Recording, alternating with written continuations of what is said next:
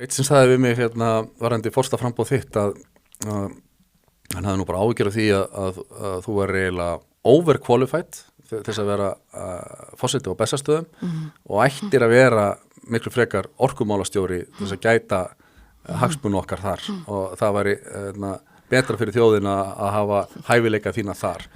En þegar þú heyrir þetta, hvernig bregstu við því? Hvernig myndirðu svara þessu? Já, akkurat. Auðvitað horfi ég á það þannig að ég er búin að vera að vinna ákveðnum verkefnum í starfi orkumálastjóra sem að tengjast almannahagsmunum.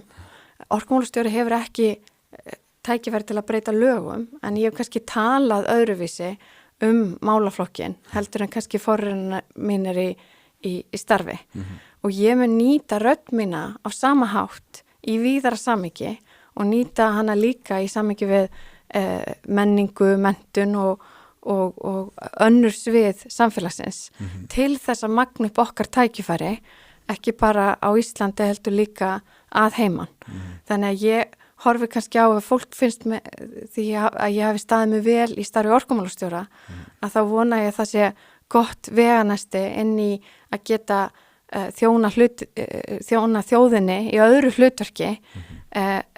Fólk hefur þá séð hvernig ég horfi á hvaða gildi ég stend fyrir í því starfi. Síðan hafa verið alls konar umræður, það eru auðvitað frumvarp fyrir þinginu að sameina stofnanir, að leggja niður starf orkumálastjóra og ég fengi þá spurningu, er það ástæðan fyrir þú sækist eftir þessu embætti?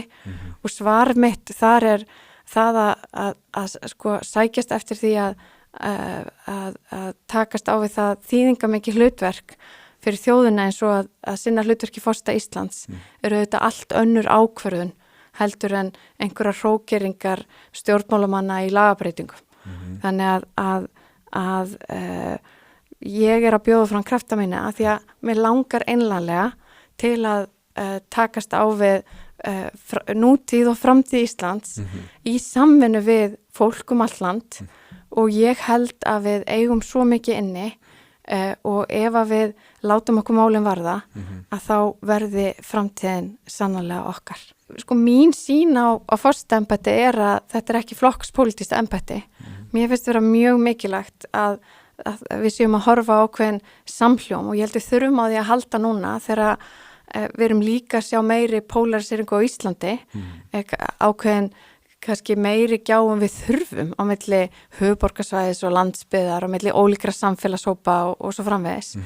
Ég held við þurfum að halda dálítið í það að við erum öll í sama liði og draga okkur saman. Og ég held að skipti máli þar að vera yfir dæguþrashafin, vera ekki tengdur ólíkum hagsmunum, heldur vera að vinna fyrir okkar sameiginlegu sýn. Og þar mun líka skipta máli að geta staðið keikur, þetta er ekki vinsældakeppni, embætti sjálf, það getur reynt á alls konar þætti. Og ég held líka að mín vinna úr starfi orkumálastjóra, það sem eru ýmsir vindar sem blása geti nýst að það er oft reynt á það að vera að vinna fyrir hagsmuni almennings í ólíkum aðstæðum og ég held líka að í sjálfu sér að því að það eru svo margir að leggja mikið á sig allt land. Ég var að tala stálsmiðuna, maður getur talað sko ferðaþjónustu á Hvolsvelli eða nýsköpunarverkefni hér í Reykjavík. Það eru svo margir að reyna að láta góð verkefni og annað vera til.